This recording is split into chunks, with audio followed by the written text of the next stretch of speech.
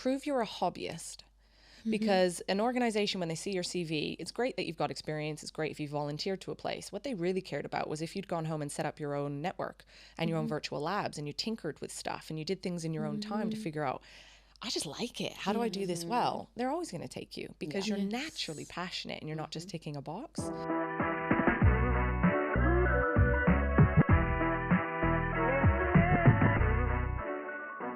Welcome to today's episode of Cyber Sisters podcast. We are so excited because today we have an amazing guest amongst us. Starting her career in recruitment, she has made waves in the cyber industry. And not only is she an amazing person in cyber, but she's also a formidable leader. Her insights and experiences are valuable, and we are going to talk to her about all things cybersecurity. So let's welcome Alisha, who is Head of Security Engagement and Culture, onto the podcast. Welcome, Alisha. Thank you so much. Welcome. We're so excited to have you. Nicest intro I've ever had in my life. I'll take it. Yeah. I'll take it. Well, you've worked for it. You've worked a whole entire career for it. Yeah, we're so excited to have you. Me and Shayla have spoken about this for ages. We have a list of all the people we want to speak to, and you were on the top of that list for a very long time. So we're very excited that you're finally here. Yeah. Thank you. Yeah, this welcome. is the best. My God, everyone deserves to start their day this way. I agree. So, who is Alisha Chambers outside of cybersecurity? Good question. Full-time geek, Ooh. but also a bit of a loser. Like I just, like if there's something like a bit quirky, a little bit unusual that not anyone really knows about, I'm on it. If there's a book that I can read and curl up at home and just do nothing but sit in front of my TV that looks like a fireplace because I don't have a fireplace and light some candles, I'll do that for a weekend. Love that. But I'm super busy with friends and family. I think that's what people would say to me most often. If I'm not alone doing geeky or quirky things, I'm with friends and family all the time. That's where I pull my love and energy from. You're into health too. I've had a few conversations. Uber into my health. This has happened in the last year though, because I had some like health issues and a lot of doctors and people that I would speak to would be like, well, you're going to need an operation or you're going to need this or you're going to need that. And I went to I love her to death and I hope this doesn't offend her, but I call her my witch doctor now. And my friend said, go to this lady. She does shiatsu massages. And she was like, you are in a state. Your gut needs help. And then she basically started to get me on this journey for health and wellness and caring about what you put in your body, caring about how you exercise, caring about all of that stuff. And now I'm uber into it because I felt such a change. So I love talking to people about it because I'm like, you feel a bit fatigued today? Let me help. Pineapples are your best friend. And it's just stuff like that you just I get really excited about. Like I said, geek. Love that. I feel that's a vibe as well. Yeah, like knowing your body, like even from we all know, like I broke my ankle and it got me thinking about life differently. I think it takes that one event. Yeah, okay. What? I have to tell everyone that it was big. It wasn't. I had to get rescued. It was really dramatic. I was just sat there thinking, oh my God, this is so dramatic. How did you not enjoy every moment I hated of it? Were you like helicoptered off? Well, they tried to land the helicopter, but it couldn't land. But it was even more dramatic. At that point, I realized I don't like attention and I don't like other people being inconvenienced because of me. And it just got me thinking of like health differently. Like, you don't know. And there's little things that just a little jump and it had me like I couldn't walk for 6 weeks. Oh God. So I get it. Like it takes a life event to get you thinking about health differently. And it's important. Then you obsess. Yeah. If you're me. I'm obsessed too. Yeah, it's actually Shayla quite is. crazy, but we're not going to go into I call Shayla. I'm like, what herbs should I? She's literally, and I've got like in my pantry, there's a whole section of herbs because I'm like, my hair's falling out. Like, what herbs should I have? Drink this. Ladies, get me on a WhatsApp chat. I'll bring in the witch doctor. We'll be fine. I think we'll be really good. No, I really think we'll be really good. Yeah. Oh, amazing. So I've wanted to ask you this before, but so when you were growing up, because cybersecurity was on your journey, is on your journey. But when you were growing up, what did you want to be? So when you were 5 years old, what was the dream? There'll be no surprise here, but I wanted to be an actress. That's really nice. wanted to do Shayla. that. Yeah. Did you? Yeah. That's why we have the flair. We bring it. I really, really did. And I did all the way up until university. And even then, really, I really wanted to do it. But I just loved it. I had a natural flair for it. I'd watch different shows, TV shows, movies. You'd go to the theater and you just think, this is me. And then it came time to choose something for university. And my mom was like, what do you want to do? And I had an aunt in the room at the time, and she wasn't particularly lovely. And she went, I said, I want to be an actress. And she went, no, a real job. What do you want to do? And I was like, oh, dream gone. Maybe I'll go into law. And Mum was like, well, we'll use law and make that your backup, and then we can kind of pursue the drama thing later. And then I just got engrossed in law, and then stayed with that, went into temping, and then fell into recruitment, which then led me to cyber. But I wanted to be an actress. I thought I was particularly upset with Emma Watson. I feel she stole my role from me, if I'm being I see it now, you know. I can see it. What about frizzy curly hair? I had that nailed from childhood. I see that. I can see it. You know, we have a team member, Blair, who's amazing. And one of her facts was that she actually was in one of the Harry Potter movies in the background. Yes. She's so lucky. I know. You'd never be able to watch Harry Potter again the same. Yeah. You'd be like, by the way, or your friends. You'd be like, wait, pause, me. Yeah, me. That's me. my moment. Yeah.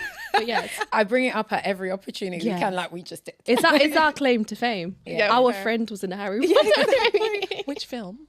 I can't remember which one. You're going to have to send me the details. Because I geek out over Harry Potter too. We will. She's even sent us the clip. Yeah, Has she? Yeah. Share on. Thanks. And going back to your 5-year-old self, what would you say to her now if she was stood in front of you? Really good question. Oh my gosh. Oh, this is a good question. Yeah. I think I would say to her, you don't have to have it all figured out. You don't have to worry that you can't see someone who looks like you on the path you want to go down. And that if you stick at it, you can open doors for others that were never open for you. I love that. I think that's what I'd tell her. I love that. Yeah. And we will dig in, like, we'll probably dig into that, but like, that just gave me goosebumps. Same. I love that. Yeah. Because for me, if I'm not your 5-year-old, but even for me listening to that, I'm like, yeah, just stick at it. Just keep going. Because there are days, we have days where we're just like, oh, is this what we want to do? Yeah. Oh, is this the right path? You question things. You do. So you just have to keep going. So thank you. Completely agree. So tell us something your colleagues would not know about you. Ooh. This is like an impossible question because I never stop talking. So everyone knows everything about me to the point where I'm pretty sure they don't want to know. They probably know you better than you do. Yeah, exactly. And actually sometimes that does happen. They're like, you're not going to do that, Alisha. I'm like, I know, but let me think I will. So I don't have any really surprising facts about me that I don't think my colleagues would know. Like, I think the thing that stumped someone the other day was I don't have a microwave. Oh, okay. I have an air fryer, but I absolutely refuse to have a microwave because I'm just going to buy unhealthy food and put it in the microwave, and I'm not doing that. So I don't have a microwave is probably the one that just was groundbreaking for the rest of my peers. And I think the other thing would be that I've become a gut health freak. And but also just gut health doesn't stop at your gut health. Like I do yin yoga every day, and actually they don't know this, but if I'm having a bad day, it's probably because I didn't do my yin yoga in the morning. And if they have a bad meeting with me, it's probably because I didn't do my yin yoga in the morning. It's how I ground myself and how I get myself out of the stress and stuff like that.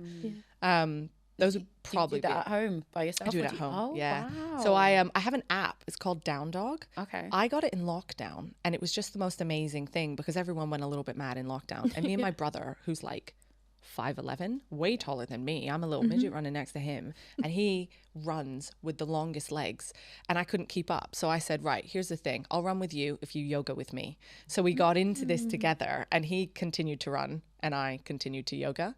So it was really nice for us after we went our separate ways after lockdown to be like, okay, this was our thing and this is what grounded us. But we both drifted to the thing that worked really well for us. I love that. I do love that. Okay, so Alisha, why are you here today? And I know like we followed up a lot of times and we're like, please, Alisha, come to this podcast. Totally begged. Yeah. But like, yeah, like you, like when I first started Sainsbury's, when I was at the first company, you were a person that was introduced to me as someone who's amazing. She's doing amazing in kind of the world of security awareness. And you were that person, that pillar that in my first year, I really did kind of, I used to call you a lot and I used to be like, oh, I'm doing this, I don't know what to do. And you really helped and guided me. Obviously, now I've gone into a different role and you're doing amazing in the role that you're doing. When we called you here today, what was kind of your thought process? Why did you say yes? Oh, it was an easy yes. Because I like authentic people, and the pair of you, I mean, we'd be hard pushed to find anyone more authentic in the industry. Oh. but also you are so empowering yourselves and you're so inspiring. And the same way I would have loved for my 5-year-old self to have seen that there was a path and that there was normal people in these kinds of industry. You're doing that. And you're doing that for people your age, people older than you, people younger than you. And I find that so inspiring. And it's something that's so needed. And I think it's been needed for a long time and people have played at it. What it really needed was people who felt it in their core and they were so invested and it was such a passion. And you just have to spend 5 minutes with you two to realize that's the thing. It is your thing and you will be successful because of it. And I'm all for making other people successful, and the fact that that's at the core of who you are and what you're trying to achieve is amazing. Because sometimes people don't really realize how great they are. When you'd call me and you'd tell me these things, I'd just be mind blown that you even needed me to say, you're doing great things. This is amazing. And if that's all it takes to help somebody go out and do amazing things in the world, I can't even imagine what you two are going to achieve and what you're doing here with so many people. No, that's strong. And thank you for supporting us. Like, there are some people, we've had various conversations of people that we thought would support us and haven't at all. But it's okay. Like, it's just part of the journey. And it's teaching us a lot. I remember when I was talking about Alisha to Shayla, I'm like, we have to speak to Alisha. And she was like, yeah. And to be honest, me and Shayla, like, we're on the same level. We have really good, strong gut instincts about people. So Shayla will trust me. When I say someone's amazing, she'll be like, yeah, this person's amazing. So when I'm like, you're going to love her, it's just going to be amazing. After the first call we had with you, Shayla was like, oh my God, she's amazing. Right? And like, I love her. Yeah, like that vibe, that energy. And you know, like you're saying about supporting other women in the industry, and kind of, there are so many instances when I'm in this podcast and we're talking to all these people and we're learning for ourselves too. And for me, it's like, I need to take that away. And sometimes I think I'm doing this for me as much as I'm doing it for everyone else. Because how many times have we needed that person to tell us it's going to be fine, just carry on? Don't give up. And sometimes you need someone else to tell you, not yourself, and not your parents, and not your partners. You need someone to tell you in the industry that it's going to be fine, just carry on. Absolutely. But also that what you're doing is unique in its own way, and it's that breath of fresh air that the industry has been calling for so long. Because I think when you do it so often, you kind of get, and your family and friends will too, that curse of knowledge of, well, you're just great and we're all just used to being great, so we're just almost underappreciating how great you are. So it takes someone new to turn up and go, this is great. Are you serious? And it just has a different tone then, doesn't it? Absolutely. And not only do you say those things, you also put action behind it. Like, I think after our first call, you were like, I'm going to introduce you to this person. We're seeing messages come through. And we're like, she's really doing it. So it's the action behind it. You're not just someone that says, I'm going to do it. You do it. And we appreciate that. We really do. And we always get like nuggets of advice when we go away. We're like, oh, Alisha said that was really, really good. So you're always someone who's really forthcoming and you don't gatekeep.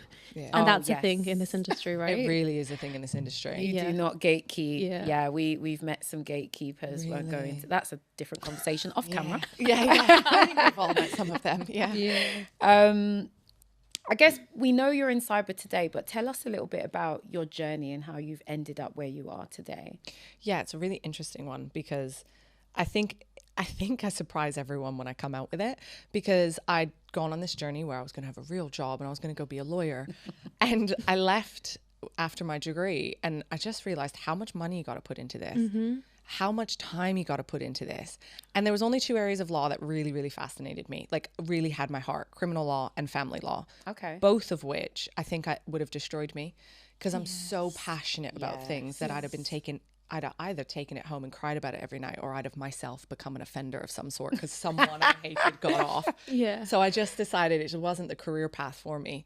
So then I didn't know what to do. So I did what most women who have a mother as inspirational as mine did. And I just sat down with her and cried my eyes out. I was like, I've ruined my life. I've studied a degree I'm not going to use. What do I do here? And she said, go temp. I temped a lot. So my mum immigrated to Canada when she was 21. She didn't know anyone, and she just temped to get to know the lay of the land. And she was like, it's perfect because you get to quickly identify if a culture is toxic, you don't want to be part of it, if there's people you'd work with, if not, if you like the job, you try everything. And for people watching that don't know what temp means. Sorry, so you're a temporary member of staff. You tend to go to a recruitment agency or a temporary agency, and they'll put you in 3 days a week for a legal secretary role because someone's out for that week and it needs to be done. Or you can go be a receptionist or an admin.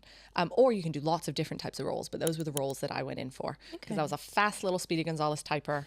And I was quite organized then. Let's not pretend I am now.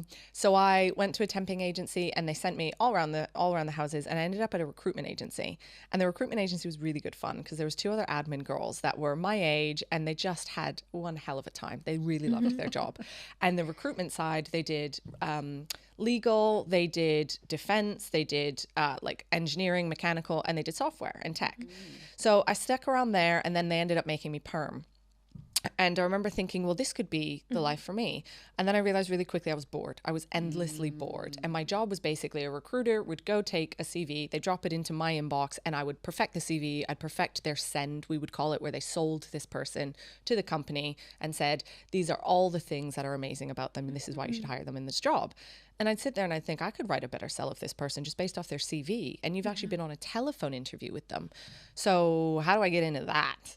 So I spoke to the lady who headed up the legal team. Her name was Joey Nolan. She was just so amazing. And I think in the conversation, I kind of planted the seed. And then one day she just appeared and was like, you're going to come work for me now. Love that. So she pulled me across the little office and sat me there. And I realized really quickly I was okay at it. I wasn't the biggest fan of the culture of law firms. Okay. So when you're hiring people, you'd either get really, really lovely, humble paralegals, or you'd get really prestigious partners who weren't my favorite kind of folks. Not always, but a lot of the time there's a lot of pride and arrogance that comes associated with that level of seniority. So somewhere in that, one of our defense companies spat out a security role. It was a penetration tester. And no one knew what that was. And they were like, we're not doing this. No one knows what to do. And I was like, can I play? I'd like to do it. And there was another woman in the company who absolutely despised me. Okay. And I naturally despised her back as a result. And it came through the grapevine that she'd gone, she'll never fill that role. She's brand new. She's only done legal. She doesn't know what she's doing. She'll never fill it. And it was one of her former clients that had spit out the role. And I thought, game on. Let's play. So I didn't just you fill like the being role. told no and Completely. proving people wrong. Oh, it absolutely Okay. makes me thrive. Let me show you how wrong you are. Completely. I beg you, underestimate me and let me show you how wrong you are. So I went on to fill that role, and then they pulled me into that team to start recruiting for most of their cyber roles. And then I got one cyber role with one sort of newish client, and I blew open their cyber role. So there was like 80 vacancies completely dedicated to us. It was a big deal. I got my own department, and that was really good fun. And the more I spoke to people in cyber, and the more I saw their salaries, Yes. the more I started to think, well, I might be we're in the getting wrong into that. job. Yeah. And I'm chatting away to people, and I just really had a very authentic interest in this. So I chat to people, and they would notice the difference. You're not a recruiter asking me for the sake of the job. You really care. Why are you interested? And I'd start saying, well, I'm not very good at maths. So I think I missed my calling, but I'd have loved to have done a job like this. You've just told me you hacked an organization in Canary Wharf via their printer. Like, come on, how is that not fascinating? Yeah. And they'd be like, the only reason you're not in cyber is you. Yes. You're the only person putting a stopper on that. There's some roles that need maths. Most don't. So if you're really interested and excited, you should get into this. And I started to think about it more and more, but I really didn't think I could. I just thought, oh, you're saying that on your wonderful salary. Good for you, because you can say that to whoever you want, but I'm not inspired. And I'd go in, I'd watch little things, and I'd start to talk to more and more people. And the people in companies recruiting used to really say to me, you're very good at this. You are not just buzzwording these CVs. You really try to unpack it. And there was a woman who is really well known in the industry. Her name is Jane Franklin. She put out a tweet, and I can't remember the exact tweet, but she said something along the lines of, if there was mentorship in schools, a lot more women would get into cybersecurity. And I said, I tweeted back and just said, I think if I'd had that, I'd have been in cybersecurity. And she picked up with me directly in a direct message. And then she met me, and she basically said, you are your own problem. Get out of your own way. And get into cyber. And it was just, and she was so inspiring. She was so fierce. And she was so confident in what she did that I remember teetering away from the first time I met her and her business partner and just thinking, I've never been so inspired in my life, and maybe I could do this. So I bounced around recruitment companies for a little while thinking about it and self-training. So when the next recruitment company I went to set up their cyber recruitment division, I said, Friday afternoons are mine. They're mine. I'm going to study. And that's that. Everything else, I'll bill you the money. I'll do whatever you need, but that's me. And they were really supportive of that. And then somewhere in it, with my current employer, their head of recruitment called me, and I was like, oh no, I won't be an internal recruiter. That's like death to external recruiter. I won't be doing that. Don't try to end my career. And they called me again and they were like, well, why don't you just come and see that what we have to offer? And I remember thinking, I've never even heard of you in tech, let alone cyber. It's a no from me. And then I was having a really bad day and I was just seething with everyone around me. And I just remember thinking, this isn't for me. I just don't know why I'm here. And then I got another call. And they were like, would you come in tomorrow and just see what we have to offer? And I was like, I'll come in today. Yeah. Like, I'm having one of those days. Let's get this sorted. And I remember walking in, and bearing in mind, I came from little recruitment companies, like 20, 25 people strong. And I walk into this massive corporation where the doors open automatically for me and everything's really tech filled. And I remember thinking, what is this giant place? And I've never been more impressed in my life. What they were doing in that team at that time was bringing everything in-house. And that was so unusual for the organization, for the industry type that they were in, but the team were amazing. They were so sharp and they were so friendly. And I remember thinking, this is the kind of cultures you talk about as a recruiter. It isn't really a culture you see. Yes. So I immediately accepted their offer when they offered it to me, but I said under the guise of, you have 12 to 18 months and I want in cyber. And I don't know where, maybe a SOC, but I want in, and you need to know that because you're not having me for life. And they were like, okay, cool, no problem. Love that. Little did I know that recruitment manager had never told the cyber director. So he had no idea. So I busied myself working away, filling all his roles. And one of my key stakeholders, who was head of tech risk and compliance at the time, we just filled all his roles. We just worked amazingly together. And he had one role left, and it was a security awareness manager role. And I remember being so nervous and walking up to him and being like, Zaman, please, prettiest of pleases, could I do a secondment on this role? I could prove to you that I'm good with people. I like cyber stuff. Let me train people in cyber because the stuff you got right now isn't great. And I can really, really apply my skill at it. And he went, no. Really? No. Literally, my heart, I just remember feeling my heart do like a falling into my stomach. There was a thing in my throat and I was like, don't cry, you can't cry. And he went, go write up your CV. It's a permanent one. We're not seconding you anywhere. Wow. And I've never been so in love and hating someone in one moment in my life. It was such an emotional roller coaster. And that's just him. He sees opportunities with people and he'll look at people and go, you are completely right for this role. You just need the tech skills, or you just need a little bit of finessing. So then, at 11 months in, I got to move over and across to be in cyber, which was slightly ahead of the game, but entirely because I had the right stakeholders and I just had that will and that thirst and that hunger for knowledge. I love that. And that's how I started in security. And then I started to grow and grow and grow and build it out from there. That's amazing. Just to a few things I want to mention. The first one was like Jane Franklin is the celebrity of the cyber world. So for anyone watching, like seriously follow her on LinkedIn and look her up because she has a lot of knowledge. The second thing is, I think you really downplayed how amazing you're doing right now. You are not Totally agree. Actually, Alisha is also a celebrity in the security awareness space. Like she just told us people talk about her in their keynote in their speeches. And they didn't know she was in the audience. Yeah, so she's really downplayed that as well. So something that we get a lot, there are a lot of women trying to break into the industry and they come from various backgrounds. They come from nursing, they're teachers, they just completely random backgrounds. What piece of advice would you give to them watching? They want to pivot into cybersecurity. What's the one thing they should do? Back yourself. Okay. Back yourself in many different ways. Back yourself and find your people that are going to be your anchors and tell you this is what you're here to do. You had a bad day. Pick yourself back up. Tough love. Let's get back into this. That's not going to be your future. You're going to do well here. Find those people. And by finding those people, you're backing yourself. Yeah. Do what you say you're going to do. Yes. There is nothing more frustrating, I find, when people come to talk to me and say, what do you want to do? I've heard that you've cross-trained into this industry. This is exciting. How do I do that? And you spend all of this time and energy being excited with them, and then they don't do anything. Yeah. Oh, we get that all the time. It's so frustrating. And it is completely okay to not know what you want to do. And then to be like, hey, I don't know, but could you talk to me about this? You're going to bring a different level of energy to that. Absolutely. Versus, I want it. I'm hungry for it. How do I get in? And then they go off and do nothing. Yes. You see that. And people see that. Yeah. And a lot. But you can also see that a mile off when someone's done it. So then don't turn back up and go, but I really want it. No, you don't. Yeah. No, you don't. I'm going to actually spend time with people that really do want it. Yes. So back yourself. Do what you say you'll do and spend the time on it. I think it's a bit of a myth that people think that they can kind of just cross over and just luck out to have some training, right? Absolutely. I think people thought that happened to me when I moved from recruitment and into cyber. But what they didn't realize was I'd been spending those Fridays studying up on all the free courses. It wasn't that I was spending lots of money on it. I didn't have it, all right? I worked in recruitment. They were not paying very well at the time, but it was all free. And that's the thing I think is really important. If you're determined, and my God, like YouTube and all of the social media platforms weren't what they are today. So I've aged myself on the podcast. But the point is, I didn't have the resource available to me that's available today. So if you're really hungry, you will find it.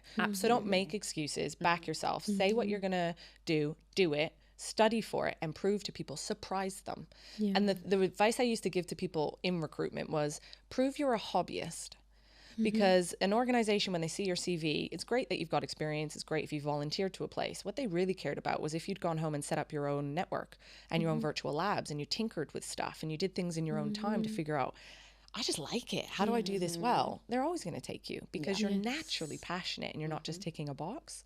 So I think it's that. It's figuring out, is this really what you want? It's okay if it's not. Do a little bit here and there and figure that stuff out. And then if you really want it, go all in. Don't half-ass it is my advice to people. We see that quite a lot. Like I see it a lot. And not just in the world of cyber, not just through Cyber Sisters, that people say they want big things and then they just sit there and then they think, why is nothing happening for me? And I'm like, how many steps have you taken forward? It's all about moving forward and like momentum and building that. And it's really frustrating because from my experience, I can see the people that stand out. So I remember there've been so many people I've mentored, and there was this individual person that I mentored, and I said, you're going to become so successful because those people don't realize how bright they shine. And when I saw him, I was like, oh my God, that's what people used to say to me. That's what they see in me, or they used to see in me. And I used to always, like, I remember in school as well, I remember someone saying to me, you're going to go really far in life. I just get that vibe. And that stayed with me. And you can just see those people that shine. And I think it's, like, just go all in. I think that's really good advice. And equally, it is frustrating what you were saying when, you know, we spend a lot of time with people and giving them all of our energy and pouring in and, you know, laying out the road for them, and then to see them not walk, it really hurts. It really doesn't it? hurts. And I don't mind if you walk and fall. I really don't. But take the step.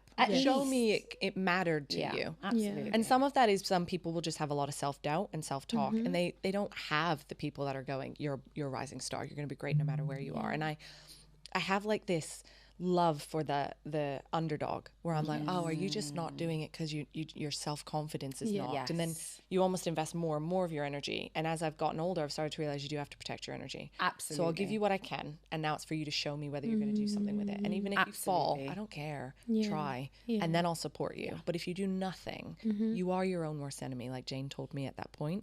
And as soon as I heard that and started to think, I got to start doing something, people could watch that and they could observe that. And I wasn't just someone talking about it at that point. I was doing it.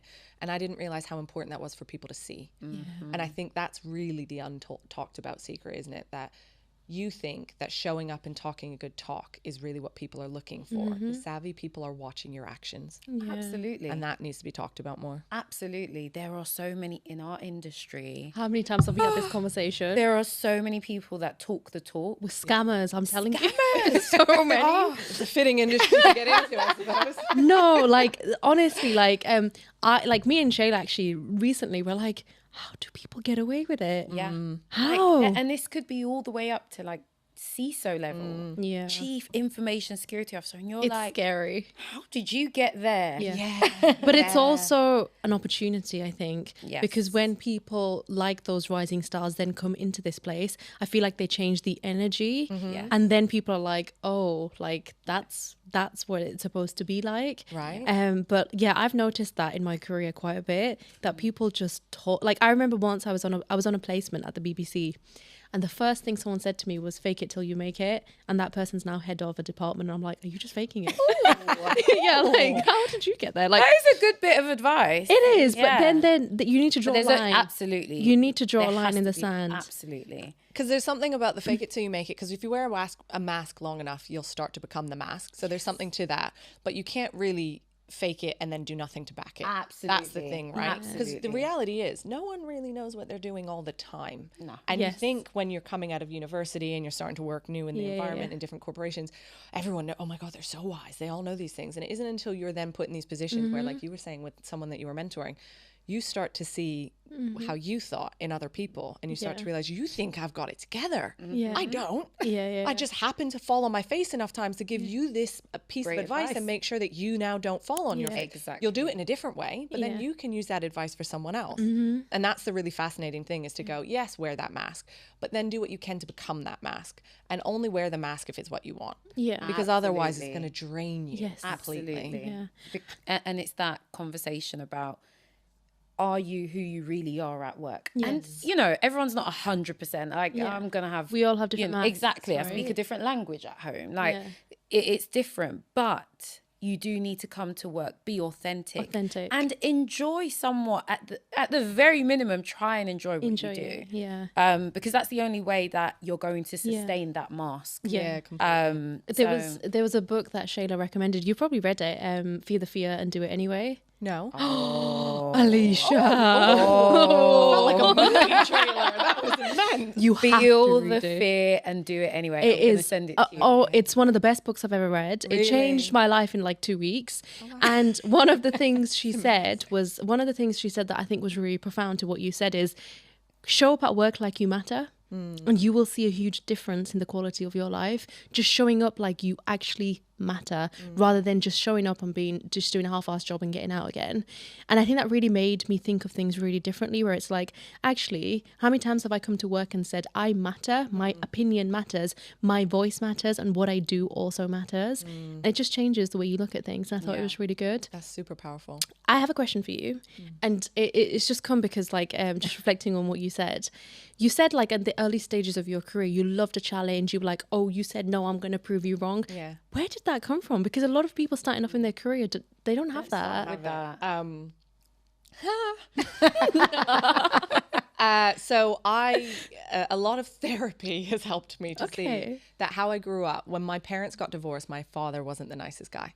And I think when you grow up and you think there's a person in a position of authority that has abused that position of authority, and then you watch a woman like my mother fight against that and have 4 children and be a single mom and be a full-time badass.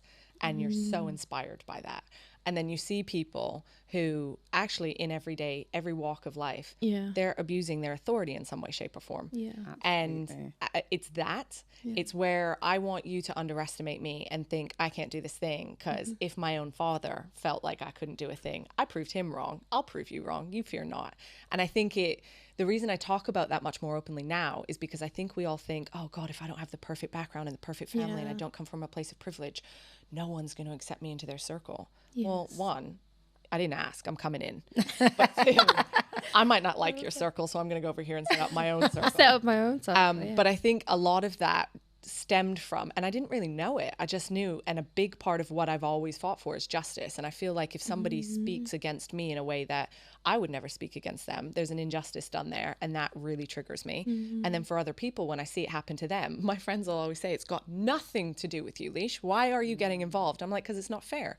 That's really unjust. They worked their ass off and they haven't been recognized for it. And I think that all stems from how I grew up and how I was raised, and watching the not great things in life happen, and then watching my mum just flourish out of the side of it and being like, if she can do it, I can do it. And my mum actually got into tech because she went to rebuild a laptop, and she took it to some shop, and the man went, women always bringing us their problems. Really? She packed it. It wasn't a laptop back in the day. It was a big old computer in a tower, and she took it home and she learned how to completely take apart a computer and then rebuild the whole thing. And then she went on and built a whole career out of that. Amazing. And I remember thinking, if she can do those kinds of things as a single mom of 4 with fibromyalgia and who had health problems and things like that, there's really nothing that could stop any of us. It's all about your mindset, and it's all about what you want to go and do. So when people tell me, or somebody that I care about, you can't do this thing, it drives me. I just think, well, you're just one of those people that don't put me in your box. Just because you can't do it doesn't mean I can't do it. Let me help you see that I will. So it's definitely your upbringing. I had a similar story as well. And I'm not going to go into the detail of it now, but it's the same for me. It's the fact that my mum was a single parent. My dad sort of just disappeared. And I do feel for many years it was me trying to prove to him that you shouldn't have left. See, you could have had all of this. And so I can totally resonate with a lot of what you've just said. So, but I think there's something really empowering in that too, of not just you shouldn't have left, more look what I am without you.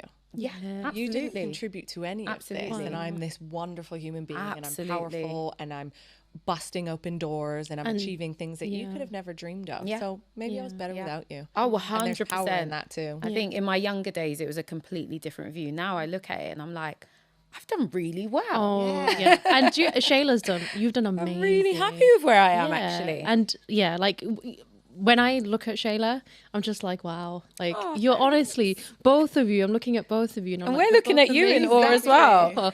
Like, no, you've gone on and become amazing women, not just for yourselves, but for everyone around you. Absolutely. And I think that's really powerful. And like you said, like protecting your energy and all of that. And yeah, I've learned so much of that from you as well. So yeah, it's amazing.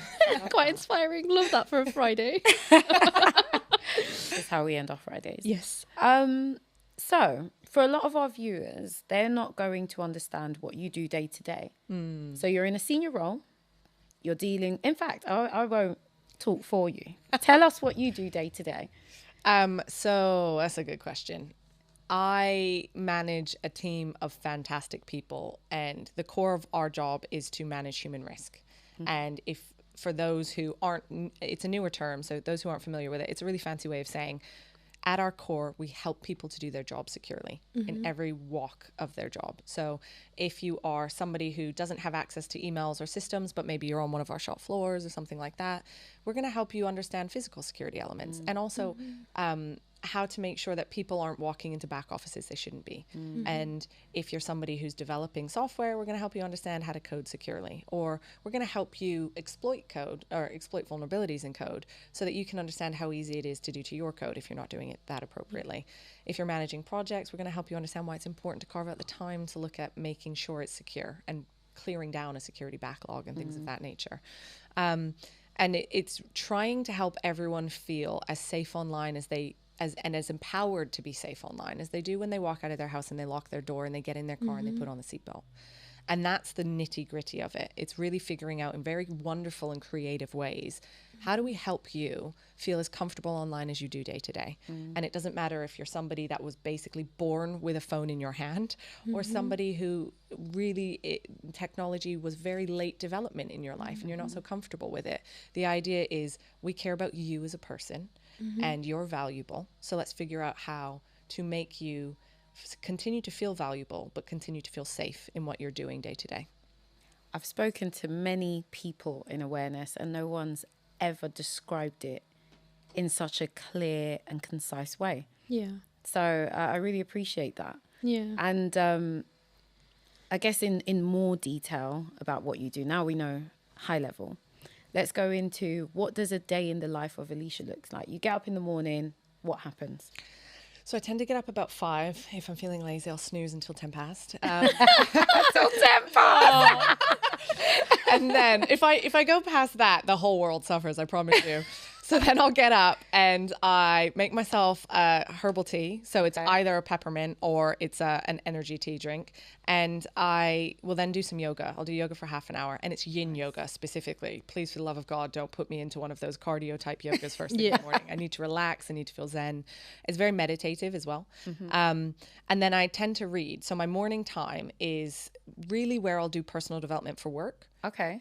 So I'll either read a book. So me and my team, we do book club every now and then. I might finish reading that book, or I might someone will send me an article, I'll spend time reading that. Sometimes I'll listen to an Audible and I'll just sit and do a puzzle on my living room floor and stuff like that. So there's just different things that I'll do that just make me feel I'm in control of my day. And then somewhere between sort of 7:30 and 8, I'll sign on and I'll start working. I used to do it a lot earlier. And what I found was I was just burning out because I was working so many hours. So I will not allow myself to even look at my phone for work until 7:30, 8ish. And then I start to sign on and I start to get through the admin stuff. And I have a hard rule that I'm not going to have a meeting until 9, unless with the rare exception, someone in India needs to see me a little bit earlier because they're on a different time zone. And then it's just anything could happen in that day. So I could be meeting with my whole team of managers, and they're all engagement managers. So some of them will work on training and learning and development, or building a security skills framework, or someone could be over here doing an awesome film that looks like a movie trailer. Or I've got my behavioral science team thinking about how do we link culture to behaviors and reducing human risk. And there's just so many different avenues that no 2 days are the same. And I think that's the most exciting thing. I like the routine of how my day is structured. I hate mundane routine. And I think if I was in a monotonous job where everything just felt the same, I would not be able to cope. So the fact that I can restrict my job to the hours in which I need it to work too, but I can't predict what's happening in that day, is where I thrive and I get my excitement from. So that's tends to be how I have my day. And then the work in the afternoon is my time. So I've done my study, or I've done whatever it is that I need to do in the morning that's somewhat work related. The afternoon is anything. I'll spend it with family. I'll binge a TV show. I'll read a fantasy book. I'll just do something that's just for me. I try really hard to get out with friends. So one of my friends has just opened a Pilates company, and she's now going to be a Pilates instructor. So my Wednesday nights are dedicated to that and to her, and fangirling over her and making her realize how great it is that she's done that. But fitness is important to me too. So if I'm not doing something like that, I'm going to try to go for a run. I hate running, but I've been told it's really great for me. Or I'll do weights training with my PT and stuff like that. So that tends to be in my evening slots. Okay. I love that in every part of your day, even when you are working, you've considered mental health, physical health, and just overall putting yourself first. I'm still struggling with that. I think physical health, 5 stars. I would ace that in life. Yeah. But then when it comes to actually saying, pause, are you doing this? Is this benefiting you?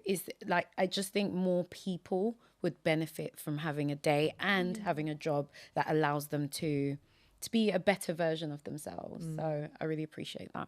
Yeah. So we've spoken about obviously your journey from recruitment into cyber and some of the things you've had to deal with. But what are some of the struggles you faced in cyber? Oh, they're daily. Some of the struggles. I mean, if it's not everything's on fire and put everything out and trying to figure out what's actually urgent versus important, it's dealing with different personality types that you might clash with. It's dealing with stereotypes. I think my biggest thing, and I'd said this to my boss recently, who's like the biggest ally, but he won't shout about the fact that he's an ally. But so much of my career development has been down to him. And I was frustrated because I'd gone to an event and I was sat at a round table where they were talking about, what does your board want? What do your exec want to see? And that is literally a part of my job and has been for 3-4 years now. Yeah. And I sat at a table with one other woman and all men. And none of them carved out space for us to talk. And and my favorite part to watch on these things is it was a round table. None of them even look at you. They'll look at other people. They don't even cast their eyes your way. So what I was saying to him, I was really frustrated, and I just took a moment where I just took a deep breath, and I thought, all right, well, let them vent, let them say what it is that they're going to say. And the more they talk, the more I realize they don't have a clue. And it isn't to their detriment. It's that they're trying really hard. They're just not in a position like mine where it's quite privileged, where I get to see a lot of what these people expect and what they want and their challenges and their day-to-day asks of you and things like that. So I said something and I watched the whole energy of the table shift. And suddenly when they spoke, they'd look at me for confirmation. Did I agree? Was I nodding my head, or was I just staring at them? And suddenly they were pulling on the points that I'd said. And what that then meant was the lady who was sat opposite me, she opened up to have a conversation. She was brilliant. She was so intelligent and so methodical in her approach that I was thinking, why didn't you talk earlier? And I thought, I wonder if she felt exactly what I was feeling, but didn't know where her opener was. So there's some of that you have to deal with. I see that a lot less. If I'm being frank, I see it external. I don't see it internal. I don't see that where I work. That's good. Where I sit at tables, you're welcome to have a conversation. There used to be times in the past where I hadn't seen that and I'd got around it in certain ways. But I think for me, I empathize with people who go through that. I go through it rarely, but I see it a lot less in cyber. And then you're dealing, from my perspective, with people who just don't think cyber's their responsibility. And that's probably my biggest challenge. So you said that you don't see it that much internally. Do you think that's because of your position? No, I think I know of other areas in the business, or I've heard of other areas. I've never seen it myself where it very much is a problem, or people feel it's very much a problem for them. I think there's 2 things. I think that I'm extremely fortunate in the leadership team I sit within. They are a team of allies. And like where I'm talking, where one of them who is now, used to be a head of engineering, is now a head of product. He found out I wanted to get into cyber as a recruiter, and he handed me a Cybersecurity Plus book because he just finished his qualification. And it was a big old book and it scared the life out of me. But he was like, read it. And he left me with it for like a year and a half. And there's people that would be like, oh, I'll get you access to this e-learning platform. Oh, if you're really interested. So they've watched me grow. Wow. So I sit at a table of people that weren't just, I did what I backed myself. I did what I said I was going to do. And they're so proud to see that. But then they're really fascinated to see how I challenge them. But there's been times where there hasn't. So I'm... A piece of personal feedback for me is I'm nice until I'm not. And I can be quite sharp, and I have to figure out how to dial back some of that sharpness. And the reason I think that's important is because when I first got that piece of feedback, I thought you wouldn't say that to a man. That just wouldn't be said to a man. The reality is, I think some men have been told those types of things. Okay. But they just cope with it in a different way. Absolutely. And I think sometimes we can default ourselves to, well, you wouldn't say that to a man, so therefore I'm not going to do anything about it. But one of the things I realized was, and it was again my boss, he gave me such an awesome piece of advice. And he said, if you're sharp, take it back to why is that? What is the reason that is? And then ask yourself, which way are you amplifying that? And for me, it was, you've gone against a core value. You've really pissed me off here. I need to figure out why, which of my values you've disaligned to, but I need to be self-aware enough to call you on that. And then just internally, I don't need to call you out. And then I need to go, well, if I allow my anger to push forward, I'm coming for you and I'm going to be sharp. We're going to have maybe a two sentence exchange. You're going to know you've really got under my skin. Or I can be completely values led, which is the woman I aspire to be. And that's the thing that is really important, is always realizing there's always growth. All your criticisms, everything you get, you can choose to ignore it, or you can choose to let it help grow and shape you. Yeah. And some of it does need to be ignored, but in this particular instance, I'll give him credit where it's due. I did need to take it on board. If I amplify that in the right way, I can have conversations with people in a very values-led way. So one of the best examples I had of that was I'd gone to be sharp. I put in time with a guy I really got along with, another head of, and he was brilliant. And he's so funny and such an inspirational guy. And he kept talking me down, or he kept almost interrupting to take an idea that I'd just begun to form and then finish it for me. And it was really, really frustrating me. So I got on a call to basically hand him his ass and just be like, 1-to-1, you're irritating me. And I haven't done this in a room because I like you. So watch out, you need to calm down. And I got on this call, and he was a dad, he was a new dad, he was exhausted. And he's walking around, and he got up from his desk and he pulled his laptop down, and he sat on his couch and he just looked depleted. And he was like, what are we here to talk about? And I was like, I'm struggling with feeling heard in our leadership sessions. And he said, oh God, you're going to say I'm the problem. And he wasn't even joking. It was like this. He felt immediately ashamed, and like he was already exhausted. And I felt like if I said one more thing, he'd probably have snapped. He just didn't need to hear someone being sharp with him. So I panicked. And I thought, oh my God, he's called me out and I don't know what to do. I don't know how to pivot from this. So I went, no, but you're hugely influential. When you talk, everyone listens. So one, I want you to help me sense check. Is it just me? Or is this happening to me in the room? Am I being talked down? Am I just feeling overly sensitive, or is that happening? Can you help me watch for that? And if it happens, can you redirect the thing to me? Just give me, I don't need you to go, don't cut Alisha off. Yeah. But it would be wonderful if when they finish, you went, Alisha, you were saying, or something like that, because people care about what you say. And through you, it would be wonderful if they saw that level of influence. And he never did it again. And he did exactly what I asked of him. And I think he felt so empowered by, oh my gosh, she's come to me as an influencer in this team, that I then did it again intentionally with another guy. And he did exactly the same thing.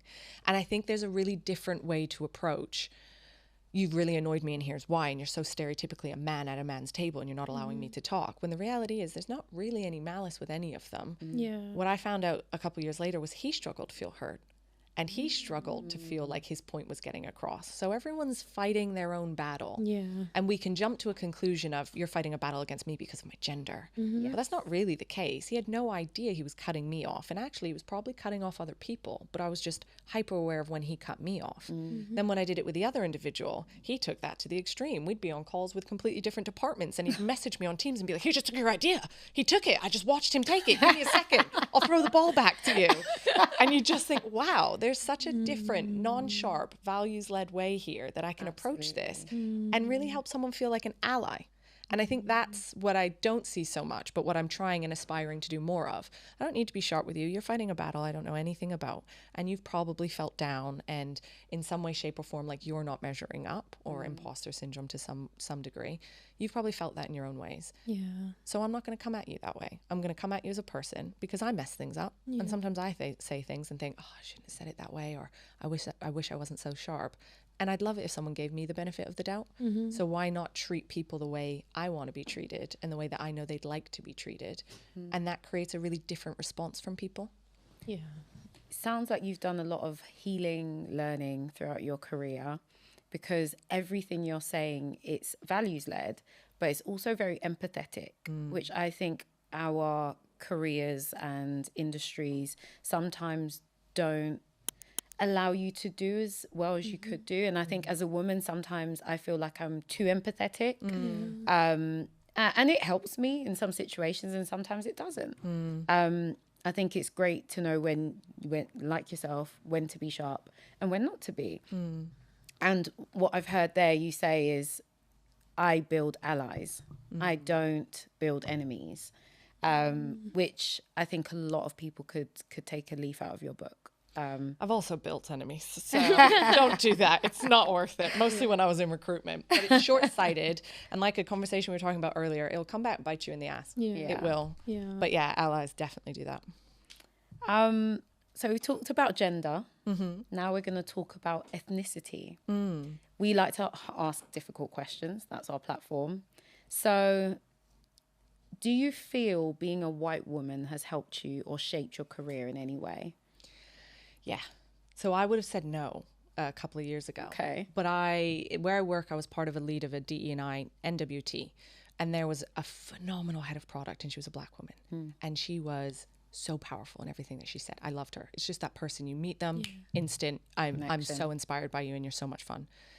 And so I'm going to butcher this massively, but there was a football game a few years back. Yes, I remember this. Really racist stuff happened. yes. Someone missed a shot. Was it the finals? Yeah, England were in the something finals. like At Euros, I think it was. Something. Yeah. We'll Yeah. go with yeah. I remember. Literally.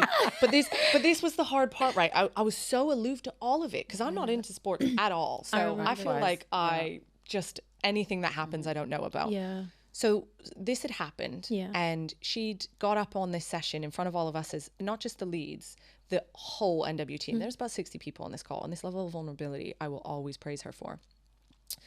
And she got up and she said, her kids are scared to go to school because they're afraid of being targeted. And there are peers in industry that are fearful that they're going to go to work and someone's going to say something or discriminate in some way, shape or form against them. And I've never been so disappointed in myself because I remember thinking, I'm so privileged. I'm so privileged. I can be fighting this gender diversity problem over here. I don't wake up and have those fears. I didn't even know that that was a fear someone could wake up and have. And it was so grounding and humbling for me. And I just said to her, Adji, how do I do this? How do I approach this as someone who's got no clue but wants to help? Because I'm going to mess it up. But I need them to know I'm messing it up because I'm trying. I really want to help. And she said, just sit down and say, are you okay? Has it impacted you? Do you need anything from me? Is it silly that I'm asking you? Just help guide me on this one. And I think that's the point to building allies, is if you approach it and say, I don't know what I'm doing, but I want to help you. You really matter to me. So I took it away, and one of the white middle-aged males on the NWT messaged me and went, I'm going to send this email to my team and I'm going to check it with Adji, but I thought you might want to have input because you will probably want to send it to your team. And it was a phenomenally well-written email that basically said, this happened.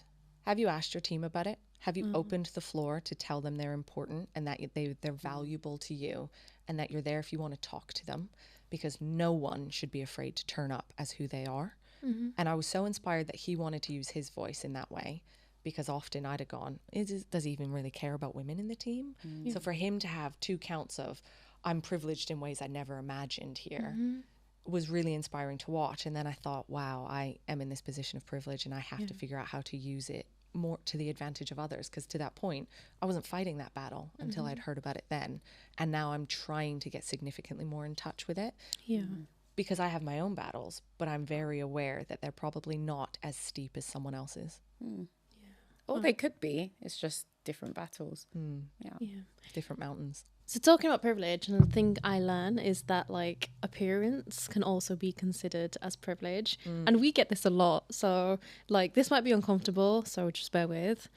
Hence why I looked away. I was like, When we were like talking about these questions, she's like, "You ask that question, I don't want to ask." Oh, I'm nervous. Nah, like it's nothing crazy. So you're actually a really beautiful woman. Okay, do you think that's affected your career in any way? That's a question. Yeah. Thank you, by the way. I think that's a really difficult question. The reason being is, and maybe you've seen this, right? I don't feel inherently beautiful. I didn't grow. Oh my God. I hit like any type of normal looking elements late in life. Like I look back at photos and I'm like, oh God, burn them all. So I was a really late bloomer. And that I've carried all through life. So I like clothes and I like makeup and I like to do my hair nice. It doesn't mean I look in the mirror and go, beautiful. So I don't feel that way. So I wouldn't look back and feel I can acknowledge that. But I've also watched people who are absolutely beautiful and have been born that way and raised that way. And they just walk in this privilege of beauty. And you think, yeah, that door opened for you because you're stunning. That's why. So I've seen it for people I think are beautiful. Okay. I couldn't tell you for myself because I don't view myself in that way. Yeah. No, that's fair enough. Because fair enough. I feel like there comes like I get this comment a lot actually. I get it a lot where people have said to me, oh, it's because you're so charming. You get it your way because you're so charming and you know how to talk your way out of things. And it's just because you're so beautiful and you charm people when you speak. And I'm like, is that what you really think? Like, I work hard and I don't think that I'm going to go into a room and wow people and be like, I'm just going to wow my way into my career. Like, no, I work hard and I put a lot of thought into the way I carry myself. And for someone, and a lot of the time it's male, to be honest, in my experience, it's just like, well, yeah, you just look stunning. So you obviously are going to do really well because you've just charmed your way into like throughout your career. And I get that a lot. And it's actually really sad. That makes my blood boil. Yeah. Yeah. So I think They undermine everything else you do. Yeah. Completely. But I think there's two things to that. You could have probably, because you are both absolutely stunning, you could have gone down a route and done lots of different things and you chose to engage your brain despite the fact that you are completely beautiful women. So they can hate on that all they want, but if they were born as model-esque looking men, they probably wouldn't have been in that career. So Absolutely. That's just them projecting their own insecurities onto you, I think. And the other thing is back to that point of underestimate you. Yeah. Love them. That's their fault because that'll come to bite them in the ass at the end. Yeah. And it should, the hope I would have is that it should never make you feel that you have to dress differently or look differently. Show up in everything and be proud of being a beautiful woman. That doesn't define you. It's just a wonderful attribute to have. Yeah. If you showed up as a beautiful airhead, you wouldn't be sitting at that table. Oh, 100%. So if that's all they see, that's a reflection on them. Yeah. It's not a reflection on you. And you can absolutely show up and be beautiful and then be completely articulate and charismatic and intelligent and capable of delivering better than anyone else in that room. And they'll see that with the added benefit of you are wonderfully easy on the eyes. But the point is that doesn't define you. That's just something that's nice to have. And it shouldn't have to. And I think I've had loads of conversations with you where I've called you and I'm like, oh my God, they've made a comment about how I look again. And that's been like... and it's really uncomfortable. Yeah. It makes you really uncomfortable. It really pisses me off. I'm like, stop it. Like, Yeah. And the thing is for me, beauty is subjective. Yeah, Absolutely. And I also think when I see someone, I don't look at them and be like, oh, that's a beautiful person. It's when I speak to them and be like, oh, that's a beautiful soul. Yeah, but I really like that person. Lovely. They're really nice and they really make me feel like heard. They make me feel seen, and that's what I consider to be beautiful. Absolutely. I don't look at someone and be like, oh, look, they've got big lips, they've got all of this, and that's beauty. Like, I think the standards of beauty have significantly changed, but from my experience, it's like, no, it's how does that person make me feel? That's what I think is beautiful. I agree. That is so wise. Have you ever seen, so one of the places I like to look for inspiration outside of the industry and how women in Hollywood respond to those types of questions is fascinating to watch. Like Keira Knightley smashes those kinds of questions. I cannot remember her name. She is so beautiful, like as a soul, as a human being. She's Catwoman. She was Catwoman. Oh, She's been in everything. Anne Hathaway. Oh, okay. Oh, yeah. Absolutely. And she said Should have something. got that. She said something once where she was like, she didn't feel beautiful. She was pale skinned. She had big eyes. I think I've seen this. Princess Diaries. She kind of changed her view on things. And someone interviewed her, a man interviewed her and went, how'd you get in shape for the suit? Oh my God, how did you just, because it's skin tight. And she's like, it's just all the boring things people don't want to talk about. I eat right, I work out. And he's like, no, but let's talk about it. She's like, why do you want to talk about it? Do you want to get into the suit? Should we talk about you? Is this really important to you? And the way she flipped that on him made him feel so uncomfortable. And I think a lot of people could look at that and go, what a feisty woman. And let's be frank, it really doesn't take a lot to be deemed a feisty woman. Not at all. But the reality is, I bet he's never asked that kind of question again. So I think it depends on your level of comfort. But if you're playful with it, you could turn around and be like, oh, do you not feel beautiful when you walk into the room? You look great. I think you're a beautiful soul. Does that satisfy your itch there? And that kind of thing makes them go, oh, she's been playful, but I've overstepped the line. Absolutely. And I think there's stuff that you can do with that. But I would suggest we fight our battles. And people that want to tell you that because if you take it out of the corporate environment, it's actually really lovely to be told you're beautiful, isn't it? Yeah, I think it is. The corporate environment plays to it. I think it comes from a man. That's what pisses me off. I don't want a man telling me that the reason why I'm like successful is because of the way I look. Yeah. If it comes from a woman, I think it's different. I don't know. Maybe I'm just It's like generalizing here. So I'm a girl's girl, and I will walk around in the office and be like, that color is amazing. Yeah. Yes. That is phenomenal. Yeah. And I just can't help Likewise. it. And I accidentally embarrassed a lady the other day because I went, your hair is amazing. She's cut it and she's shaped it amazingly. And it was the first time I'd seen her. And she was like, you are full-time an embarrassment. Why would you do that to me? Yeah. It's the whole Yeah. office. And I can't help it. Yeah. And I think it's a nice dynamic and healthy culture to encourage. You know when it's genuine though. You do know. And I think it's okay to go, that made me uncomfortable. Yeah. And sit in your silence and be comfortable in your silence when someone says that kind of thing to you.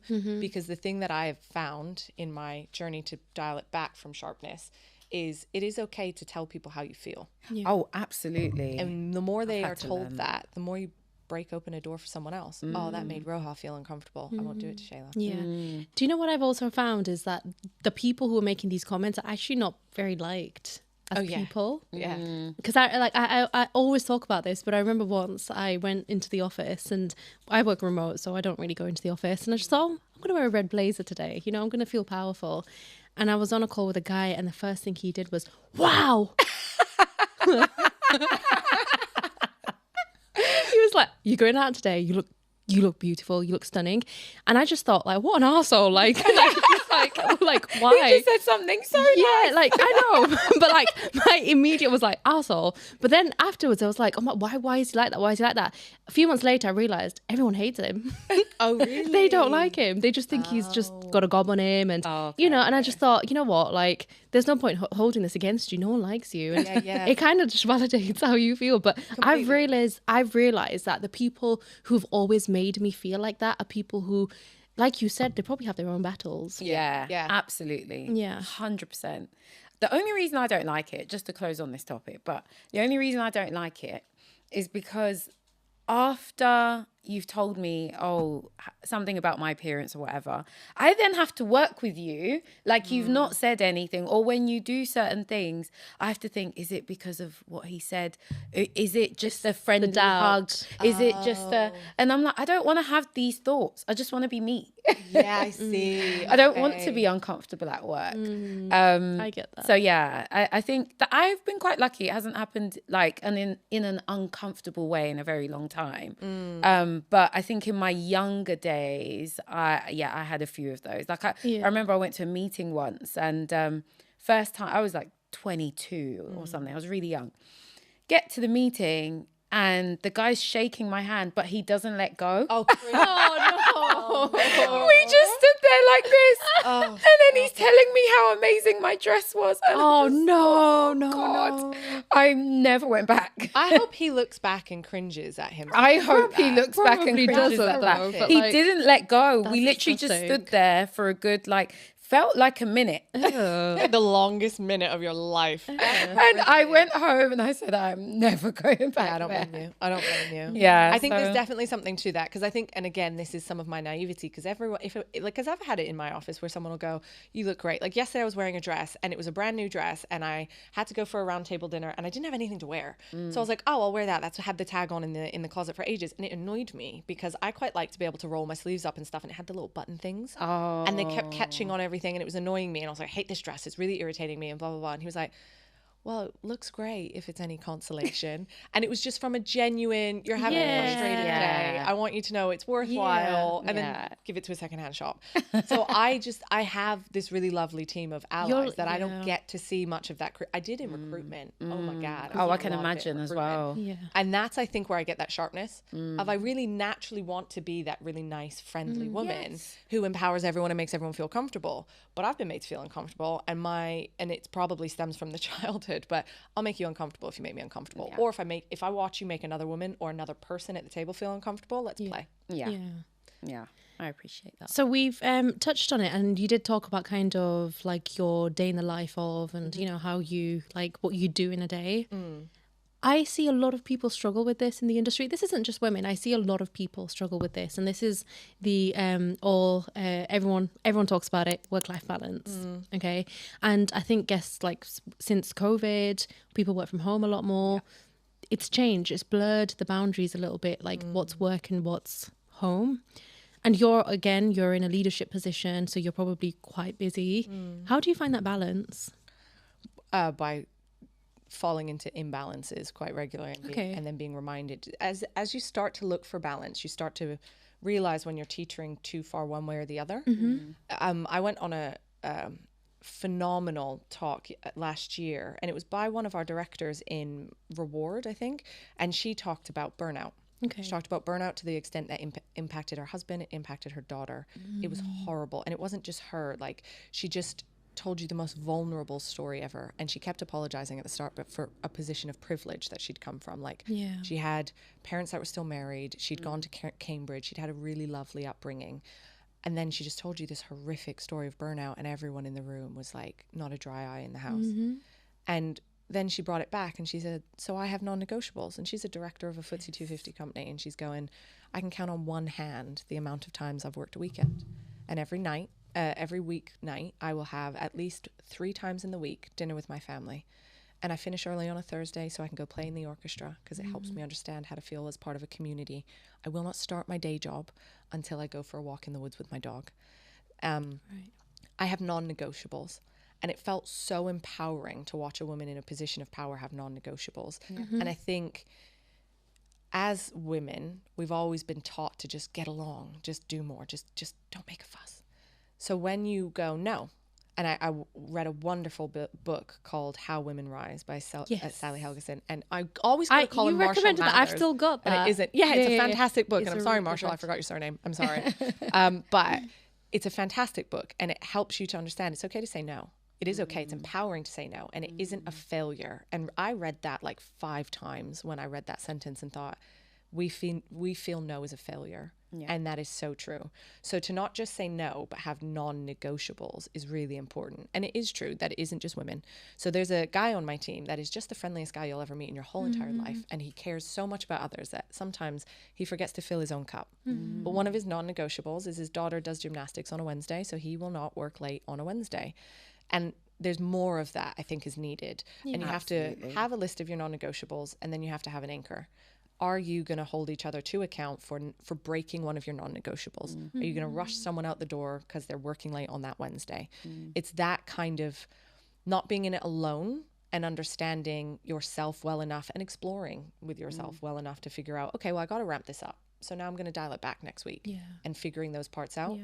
But I hit burnout a couple of times before, and not to the extent that some people have. So I'm not going to claim I have, but I've hit it to the point where I now know the signs of when I'm starting to teeter.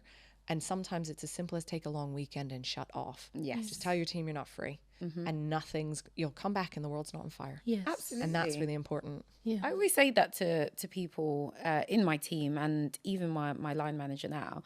And I'm like, we are not doctors. We are not saving lives. No Yeah, one's gonna, yeah, yeah, no one's exactly. gonna die. If something right? breaks, Yeah. we will get up and we'll fix it. I'll be contactable. But if I have a day off, let it be my day off. And I think it goes back to culture, the culture of your teams, your companies, And what you see your leaders do. and what you see your leaders do. That is so important, because if your leaders are working late and oh gosh, there was the guy that's got everyone to go back to work 5 days a week.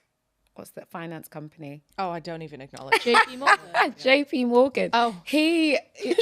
I work late. I'm like, well, you earn millions. Yeah. Yeah. So it's that. But again, if you're watching your leaders working until 9 p.m. at night, not logging off, I think it's also like when it they're adds on pressure. when they're online on their or they're just Oh, online. yeah, I Yeah. agree it's with like, that. bro, Or like, taking come calls. on. I agree with that. It's kind of sad. Go away. Yeah. Have a life. Yeah. I think the enjoy. new generation as well see it differently. I think this has become a thing where I it's love like, Gen Z. yeah. They are like, they're just like, they've got boundaries, and it's like, no. And I struggled with that when I first started. I couldn't switch off. yeah. And- Because you're trying to prove yourself. Yeah, and when you're passionate, you don't know where to draw the line. And I just couldn't do it. And I got burnt out, and that's why I left. Yeah. Because I was just tired. And I'm like, I don't like this. Yeah. And it was because no one told me how to switch off, and it wasn't a thing. Yeah. And I think that's the telltale sign, right? When you stop jumping out of bed in the morning and being excited, something is wrong. Yeah. That's really one of Yeah. my biggest, alert, you need to take some time Yeah. off. Yeah. And it's hard with things like that, because you do find that you're passionate, you really want to do it, and then you've built this habit and this reputation, so now you have to live up to it. Yeah. But I do think there's a thing too, as leaders, sometimes you do got to work late. Sometimes you do. Oh, absolutely. Appear offline. No one's got to know. And if you're sending emails, send them with a delay that they arrive at 8 a.m. in the next morning, or 9 a.m., whatever your culture is. But consider your people and how you work, and don't impose on them your method of working. Absolutely. And I think that's so important, because I've got a leadership team, most of whom are family men, to be honest with you. So most of them are like, cool, I'll pick that up tomorrow or maybe next week. But then there's other members of the team who aren't, and they can be like robots, and they can work until 9 p.m. and then sign back on at 5 a.m. And you just got to realize, as you grow older, I think when I passed 30, I started to realize I don't want to be like you. And it became more comfortable with me challenging the things I would see. Yeah. But up to that point, it becomes about, how do I mimic this? And how do I do what you're doing? Because you're obviously successful. And I think leaders need to be cognizant of that. And they need to start doing things that show up for their team. Absolutely. Just because you're working late doesn't mean you need to brag about it. Yeah. And it isn't something that we should really commend. Every now and then it'll happen. But you are a person. Your life is valuable. Go take time off. Go find value elsewhere outside of the office, because I bet your bottom dollar you'll come back better. And that's the thing people don't really talk about often. When you're burnt out, you're not inspired. You're not doing your best innovative thinking. You're not inspiring others. So take you're some not time, happy. come back and be happy. And people are Yeah. drawn to that kind of energy Happiness, and excited. absolutely. Yeah. And it's just such a fascinating thing to watch someone go on leave, come back. Oh my God, you're a whole new person. And I love it. And I think that's really important. It should be celebrated more. I agree. Right. So the next section, we're just going to give some of our viewers a few nuggets, because your experiences, you've got an interesting though, because you've got the recruiter lens and then you've got the hiring manager lens. So what advice would you give to anyone looking to not just get into the industry, but move roles, even for someone like me, if I want to go and get a new job? What should I be thinking about? We talk a lot about LinkedIn, CVs, and the importance of that. But what other, I guess, key bits of information would you advise? Don't assume people know what you mean. So the biggest thing in cyber, or from external any industry, is you'll have acronyms and buzzwords. Don't assume anyone in another industry knows what that means, and don't assume people within your industry know what that means. I often, when I was a recruiter, used to be like, what does this mean? Why are you talking to me about these things? And they'd be like, oh, cool, because it's transferable. Say that. Yeah. Say that. Don't let the person assume it. Right? So I think there's things like, where I used to talk about my people skills and how I absolutely loved and thrived off listening and understanding people, I could then translate that into saying, I can understand why people don't want to do the training, and then I'll make better training and I'll do these things. And all of it was then, oh, right, well, that makes sense and that's transferable. Now I had the added advantage of they'd worked with me, so they'd seen that. But when I was in recruitment, my constant battle with people, especially in cyber, was, what does this mean? Yeah. You don't really know how to write a good CV because you've been taught. And I think universities need to be held to account. They do a shocking job at helping prep you. Oh, You've got your money, you've got your degree, Absolutely. off you go. Off you go. You got your degree. And Goodbye. this age old myth of it's 2 pages. You can't go past 2 pages. What? Like who? Yeah, exactly. It says who's, like, for the love of God, don't send like a 14-page CV through, because not everyone has time to read those things. But sell yourself in a really human way. And I think AI will help this a lot. So you'll be able to just go, tit, tit, tit, here's all my information, spit me out something. I don't like that. Make it more human, make it a little bit more lighthearted. Yes. That will help people to do the things and lean into strengths that they can't lean into, which I think is a really phenomenal thing. But the other thing is, don't pretend you have a skill you don't. Right? So the amount of times I'd see someone go Python on their CV, and you'd go, well, so tell me about your scripting skills. I don't have any. What do you mean? Why is Python? Oh, I did a 2-day course. Get that off your CV now. Now. Because you're going to walk into a job and have to do the job and not be able to do the job. Yeah. So don't missell yourself just because you think it'll get you through the door. You could absolutely say, interested in Python, have just completed a 2-day course. And they'll go, oh, they're interested. We could train them. No biggie. So there's a way that people think they have to oversell themselves in a way that isn't complimentary of them. And then they undersell themselves by not talking as a human or how they can transfer the skills. So I think that's really important for people. The transferable skills, people underestimate that. Hugely. Especially in cyber. We are in need of great communicators and people with fantastic soft skills. So yeah, thank you. So like, I would introduce you as a mentor, someone who's helped me through my career. How has mentorship helped you? And what would you kind of give advice to people watching? Awesome question. So much. I'm greedy with mentors. I have mentors at every point of my life. And sometimes I have up to 3. I love them. So I remember the best set of mentors I got. I never really knew what a mentor was. And this came from having come from an underprivileged background and not really knowing what a corporation was like. Like I had a law degree and I didn't know anything about grad schemes until I started recruiting into grad schemes. Like it was wild to me. So when I joined where I am now, they have a mentor program. And they talk about it. It's like a website. It's a bit like a dating site where you go in and you look at your challenges and what their skills are. Yeah. And I remember thinking, how uncomfortable. I'm not doing that. And in my first end of year, my manager, she was fantastic. She's everything I've ever wanted to be in a manager. She was just so helpful. She never pretended to know what I knew. She just unblocked everything that came my way and just listened when I talked to her. And she went, you're great at everything. You need a mentor. I was like, I don't want a mentor. Let me just be great at everything. She was like, no, you can't move anywhere else until you start to learn more about the business. I think, and I was at a crossroads. I was like, I could go up. There'd been a project we'd worked on that was sort of confidential, and it meant I got a lot of visibility in recruitment. I was in HR. So lots of visibility into the career trajectory of HR.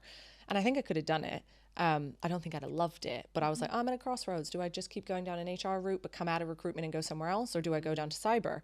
And she went, get a mentor in both. And that's my advice to you. So I went and got a head of ER at the time and the head of our SOC. And then I also got a head of tech comms because she was a woman in tech. And at the time, the numbers were so much worse than they are now.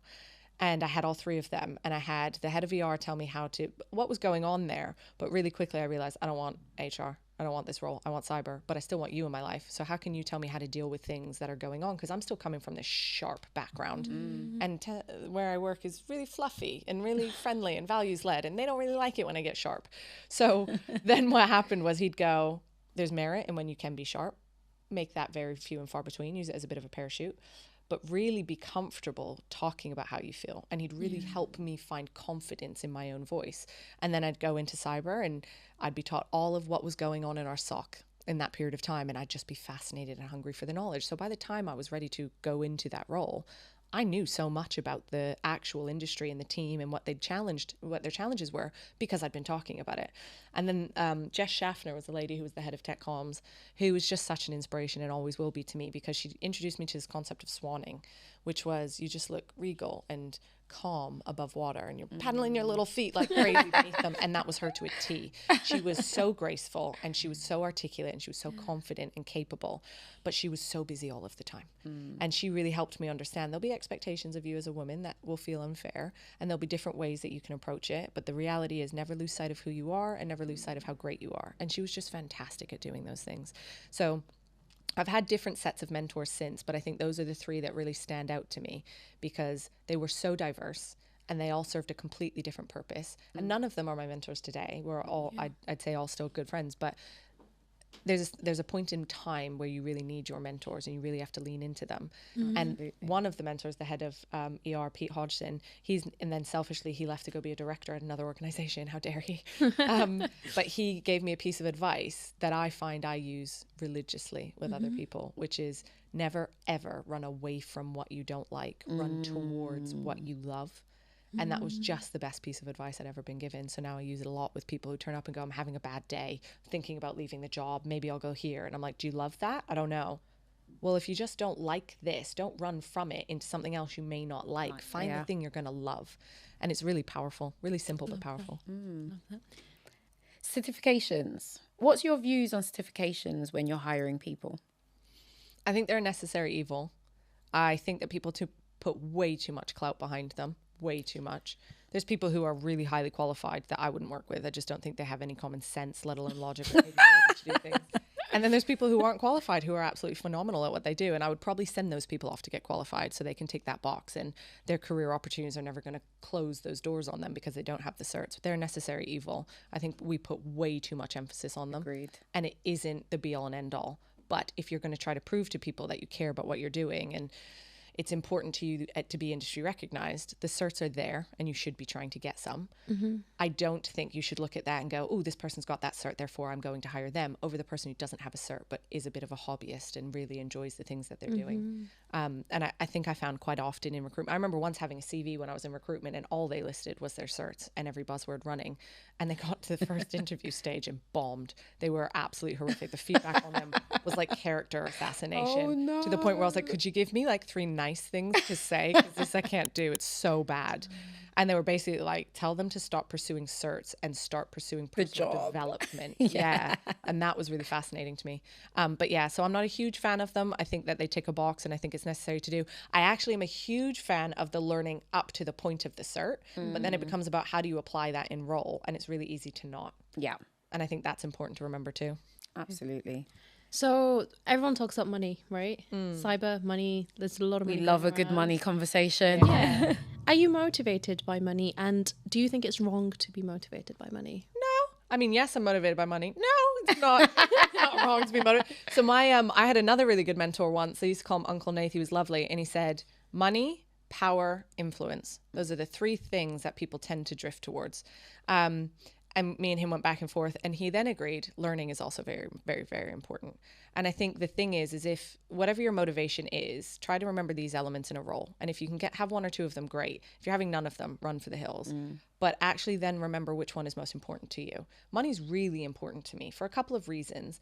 One, I came from an underprivileged background, and I will never allow myself to be in a position where I can't have the things I want, or more importantly, my mum can't have the things that she wants, or my family can't have them, because we've been through that and none of us deserve that. And I really enjoy the fact that just doing what I do allows us a better life. So I'm really motivated by money, but I'm also equally motivated by it because every time I go to fight, and I've had to fight my whole career over money, because I was a woman who didn't have those skills moving into the industry, I wasn't paid the same as men who had the job. And I to some degree, I want to burst this myth. I shouldn't have been paid the same as them because they had the skills and the experience that I did not. But then once you get that skills and experience, you still have to fight, because my area of the industry is seen as less technical. So it's really easy to go, you don't have the tech skills, so now you can't do those things. All right, cool. So now I have the tech certs.